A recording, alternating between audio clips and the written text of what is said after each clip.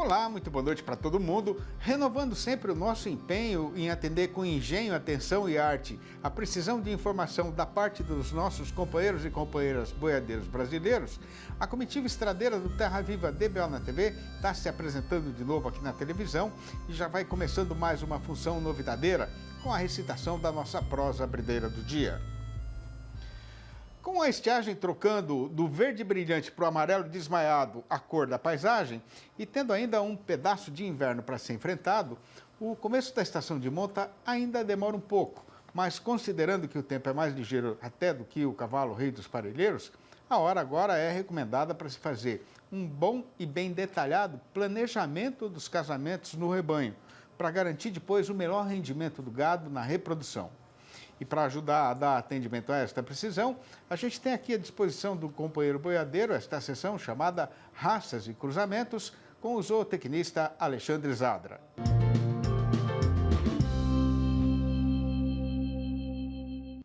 E a pergunta de hoje foi mandada pelo nosso companheiro boiadeiro Ariosto Barbieri, que é fazendeiro em Mato Grosso do Sul. Ele está querendo produzir carne de alta qualidade e está precisando saber se, para conseguir isso, usar touros bons Mara na vacada Nelore pode ser uma boa ideia.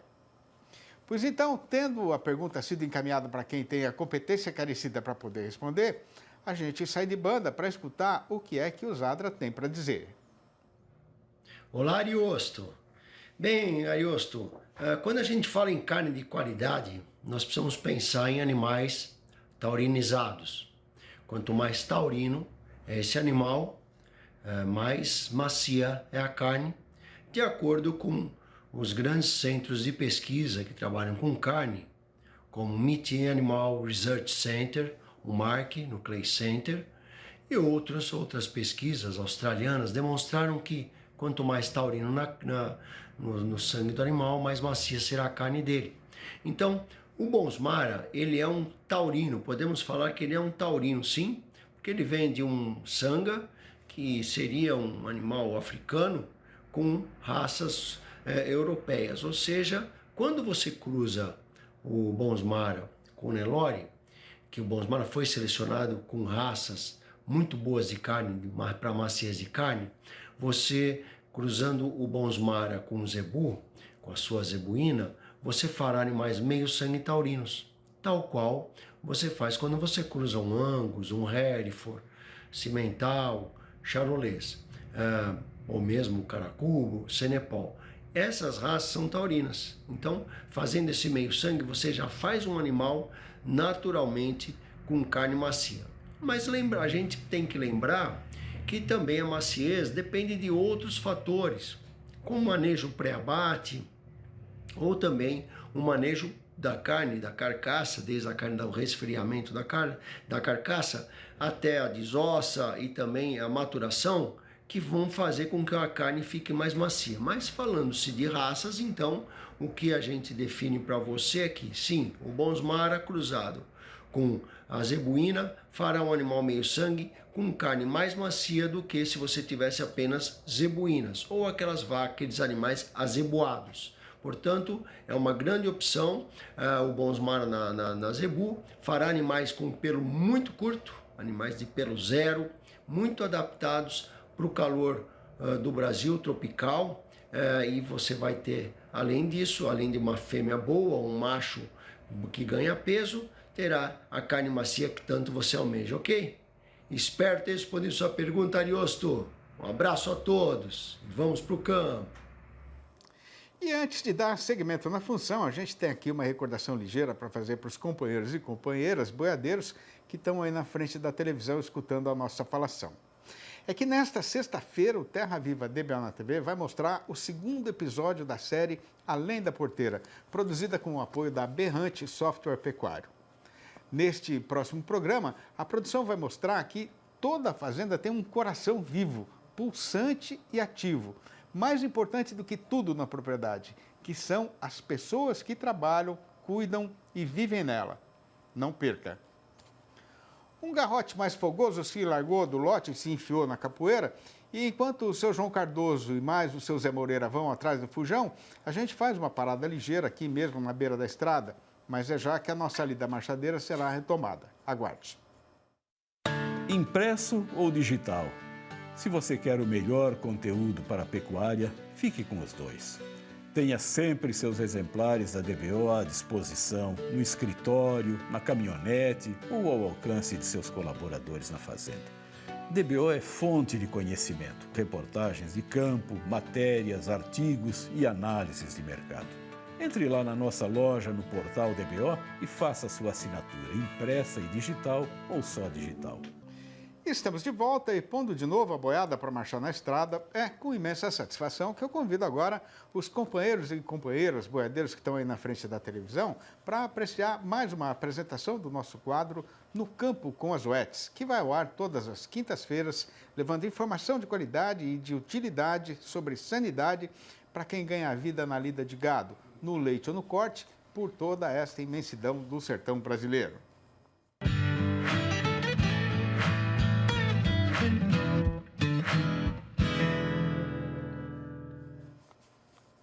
E para a comitiva pioneira e novidadeira do Terra Viva DBO na TV, é uma baita honra, uma grande alegria e também uma forte responsabilidade o fato de que o nosso programa tenha sido escolhido para tocar esta empreitada em parceria com as UETs, que é ponteira e líder global em sanidade animal. E hoje a nossa prosa vai ser a respeito de uma grande consumição que castiga o nosso rebanho e merece especial atenção dos amigos e amigas pecuaristas, principalmente nesta hora em que a gente está agora na estação mais seca e mais fria do ano. É a DRB, que quer dizer Doença Respiratória Bovina. E para ajudar no conhecimento, na prevenção e no tratamento deste suplício desgramado para o gado, a gente está tendo a satisfação de receber novamente a visita virtual do médico veterinário Chester Batista, gerente técnico das UETs, que vai participar da função, falando ao vivo pelo computador, diretamente de Campinas, aqui no interior do estado de São Paulo. Boa noite, Chester. Muito obrigado pela sua presença internética, mais uma vez aqui no nosso arranchamento eletrônico. Seja muito bem-vindo, como sempre, e faça o favor de entrar, sentar e ficar à vontade, que você está em casa aqui, viu? Boa noite, Sidney. Obrigado mais uma vez pelo convite para estar aqui falando com os amigos. Ô, Chester, por que é que os problemas respiratórios do gado estão ficando cada vez mais comuns, né? E também mais preocupantes nas fazendas brasileiras, hein? Isso, então é interessante essa pergunta para a gente abrir, porque ao longo dos anos a gente vem cada vez mais intensificando a nossa criação de animais. Então a gente tem já sistemas mais intensificados, então intensos animais, isso predispõe aglomeração, predispõe aumento de poeira, aumento de condições adversas, aumento de patógenos, e isso favorece a contaminação de um animal para outro para um agente infeccioso. Poeira também, que é um caso que também pode aumentar, então, quando os animais estão condensados, são outros fatores, então, que predispõem. E lembrando, né, por que tudo está começando? Porque o pulmão do bovino, ele é o menor pulmão entre as espécies domésticas, então ele é a espécie mais susceptível a ter problemas respiratórios. Então, tudo vem disso, quando tu intensifica a criação, intensifica os animais, tu tem mais problemas respiratórios. Interessante essa história que você falou do pulmão bovino. Acho que quase ninguém sabe disso, né? Agora, ô Chester, quais são os sinais que o fazendeiro ou o vaqueiro, né, da fazenda devem reparar e prestar bem atenção para suspeitar de uma doença respiratória nos animais? Então, outra pergunta super importante, porque a primeira coisa que o animal vai demonstrar visualmente seria a tosse, né? Então, tosse, coriza, corrimento nasal normal, ou translúcido ou muco purulento, e depois disso ele vai aumentar a dificuldade respiratória, ele vai ficar mais apático, o animal pode ter febre, orelhas caídas. São sinais um pouco mais inespecíficos, mas um sinal bem específico, então, é tosse. Tosse é um sinal que caracteriza tanto quanto o corrimento nasal. Então, o amigo produtor, o colaborador que está lá no dia a dia com os animais, então deve prestar atenção nesses principais sinais. Então, corrimento tanto nasal quanto ocular, né? Então, o corrimento ocular é outro ponto importante então, para identificar que o animal pode estar iniciando doença respiratória. Ô Chester, e se o pecuarista viu que o animal está apresentando esses sinais aí que você falou, né? O que é que ele tem que fazer para ter certeza de que é mesmo um caso de doença respiratória ou é qualquer outra coisa mais à toa, assim, que pode ser deixada de lado? Perfeito. Super importante isso, né? Identificar para ter certeza de que aquilo mesmo a gente tem uma assertividade. O ideal seria ou chamar um profissional habilitado, né, para tentar identificar, então fechar os animais, então fazer uma boa avaliação clínica desses animais para saber se o animal tem febre, se ele tem de fato um problema respiratório, ou o colaborador da própria propriedade, então tentar identificar isso a partir de uma avaliação geral do animal seria super importante para tentar entender de fato se é isso. E de posse disso, também a gente poderia coletar alguns testes laboratoriais, alguns swabs nasais, para mandar para o laboratório e confirmar o diagnóstico para algum patógeno, como por exemplo. Agora, o que é que provoca a doença respiratória no gado, Chester? Perfeito. Isso é super interessante porque agora é uma época que a gente tem uma maior incidência, né? Então, essa inversão térmica é um primeiro ponto, então, que causa doença respiratória. Outro ponto, poeira. Então, a poeira ela vai fazer com que resseque, então ela vai fazer irritação na mucosa do trato respiratório e isso vai aumentar a predisposição da doença respiratória. Então, essa inversão térmica a gente está falando em locais onde está muito seco, o ressecamento da mucosa, porque a mucosa, quando ela está hidratada, ela tem uma proteção, ela tem uma capacidade protetiva maior, é outro fator. Outro fator super importante é a amônia. Então, amônia no confinamento, amônia no local então do gado de leite, em qualquer local então de criação que tenha um excesso de volatilização de amônia, é outro ponto importante que deve ser levado em consideração. Além disso, os agentes infecciosos, como por exemplo IBR, BVD, então são BRCV são vírus ou uma hemolítica são vírus e bactérias então que podem causar doença respiratória e são os pontos, vamos dizer assim, os agentes infecciosos. Além disso também superlotação nos galpões, então galpões com superlotação, má ventilação, locais com má ventilação, são todos pontos que intensificam então a doença respiratória como um todo. Ô, Chester, tem algum tipo de animal no rebanho, né, que pode sofrer mais do que os outros com a doença respiratória? Então, não existe uma predisposição. Todas as categorias, então, de uma bezerra a uma vaca adulta, a um touro, ele pode sofrer com doença respiratória. Mas a gente sabe que bezerros têm uma predisposição um pouco maior na média, então, e vacas, então, vacas confinadas, animais extremamente adensados, também podem ter uma maior predisposição a ter doença respiratória. Essas são as características que teriam uma maior predisposição a ter, muito em função do local onde estão, e os bezerros em função do seu sistema imune também, então, ainda não está totalmente desenvolvida, então eles teriam uma predisposição maior a ter doença respiratória, tanto quanto animais mais jovens, então animais de recria. Agora, como é que é o tratamento dos animais que estão já com a doença respiratória comprovadamente, Chester?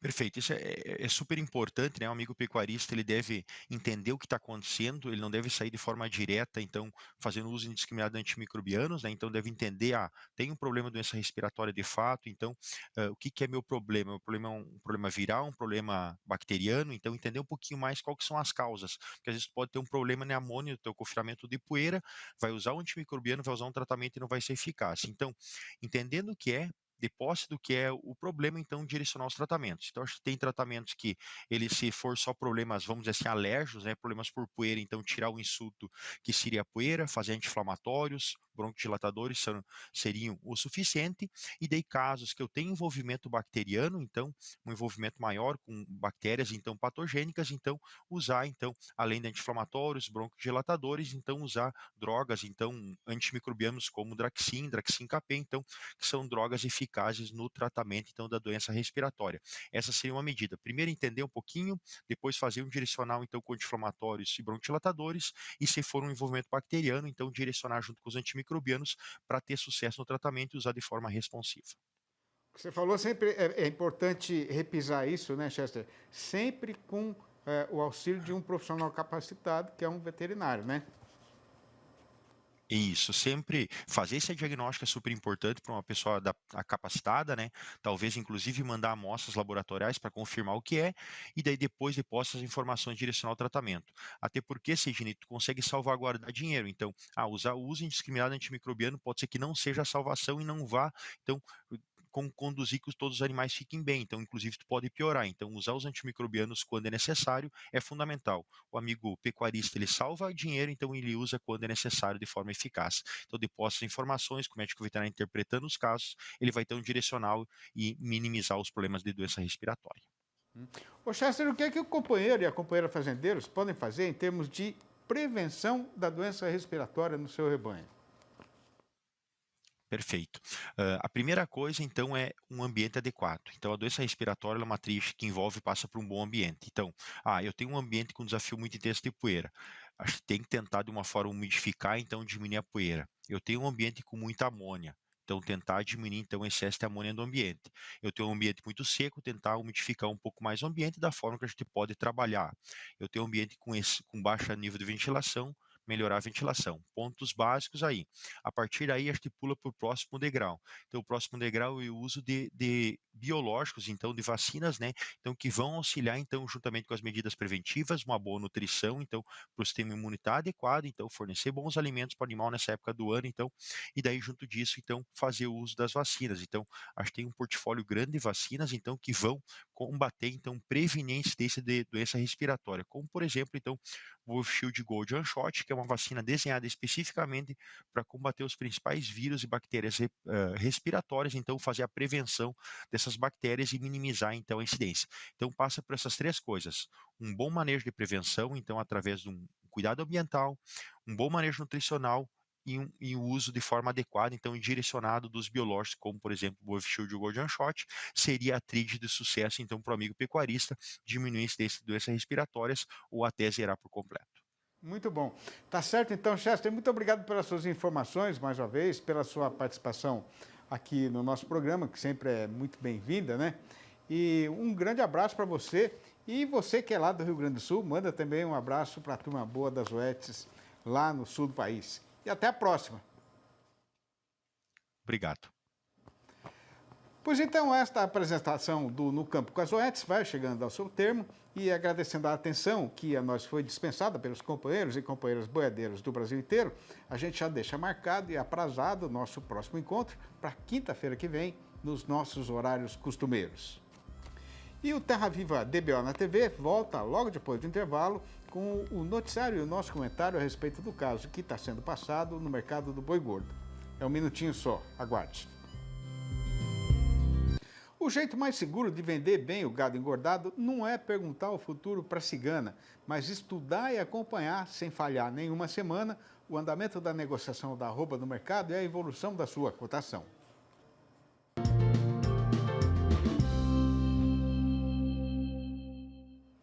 Pois o que tem para ser contado é que o mercado pecuário continua padecendo de grande preocupação e forte ansiedade por conta da insanidade e do delírio tarifário que está sendo prometido contra as exportações brasileiras pelo ensandecido e prepotente presidente dos Estados Unidos da Norte América.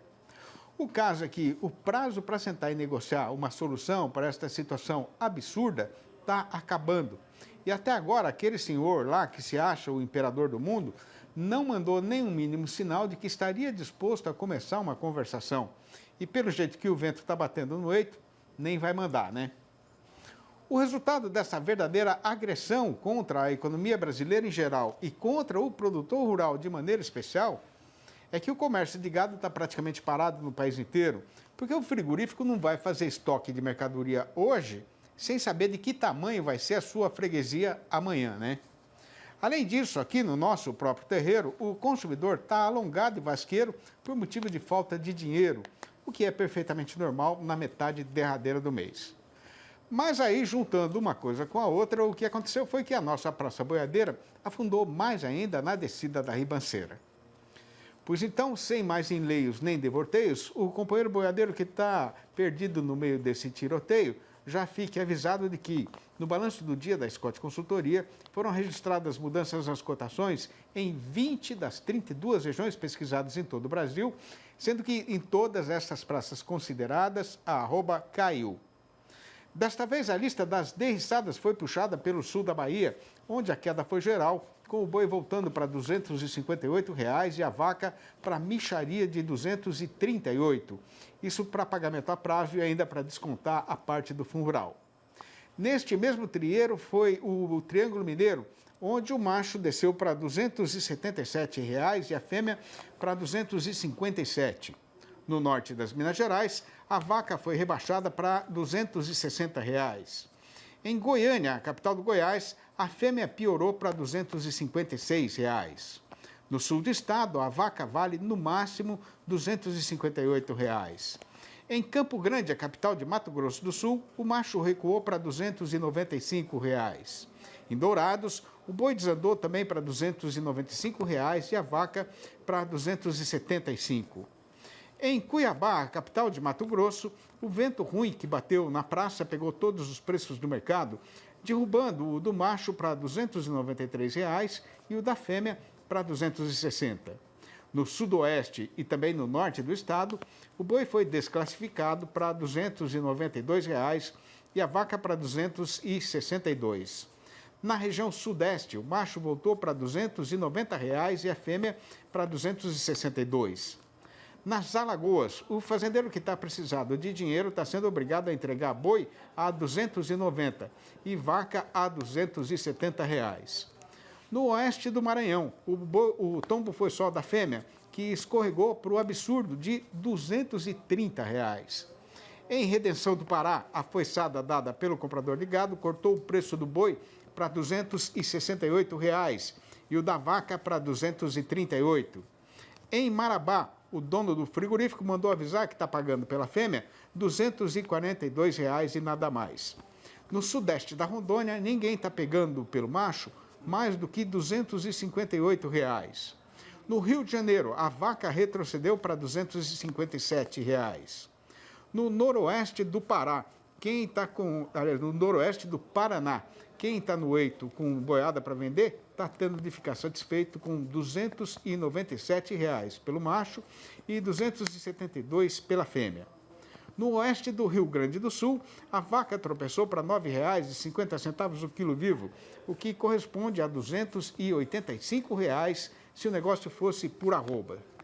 E em Pelotas caiu tudo, com o macho desandando para R$ 10,40 o quilo, o que dá R$ 312 por arroba, enquanto a fêmea recuou para R$ 9,40 o quilo, ou R$ 282 por arroba. Fazer poesia, para mim, não pode ser só saber combinar palavras vazias, simplesmente porque uma tem parecência com a outra. Na minha pouca sabedência, eu acho que as rimas têm de ter significância e é obrigatório que o verso, sendo por motivo de alegria ou não, ofereça como adjutório substância para o coração. Ou então, se for em horas de padecimento e consumição, que tenha a serventia de ser oratório para uma alma em busca de consolação e calma. Conforme já é da sabedência dos companheiros e companheiras boiadeiros ou não, que acompanham com frequência a nossa falação aqui na televisão, estas prosinhas rimadas, que são recitadas aqui todo dia no fechamento da nossa função, foram escritas por mim mesmo, na intenção de não deixar cair no esquecimento as coisas que eu vi, vivi, sonhei e aprendi no tempo que eu passei correndo chão neste mundão do meu sertão brasileiro. Aí, conforme os cadernos foram enchendo, eu fui ajuntando e publicando, um depois do outro, os 4 livros da minha série Versinhos de Caipira. E o resultado é este aí que a gente está vendo na fotografia. Para quem ainda não leu e agora ficou querendo saber como fazer para comprar um exemplar ou logo a coleção inteira, que custa uma coisiquinha assim de quase nada, pode ligar diretamente para mim no meu telefone particular, que é o 11 98 224 1807. Eu vou repetir, 11 98 224 1807. Ou mandar um e-mail para sidneymastic@uol.com.br ou ainda achar meu nome lá no Facebook. E a recitação deste verso é a anunciação de que a empreitada por hoje está terminada, mas antes de fazer a despedida e começar a nossa viagem para outras paragens, já fica decidida e marcada a volta do Terra Viva DBO na TV para amanhã, às 6h30 da manhã e às 7h25 da noite. Um abraço para todo mundo e até lá então.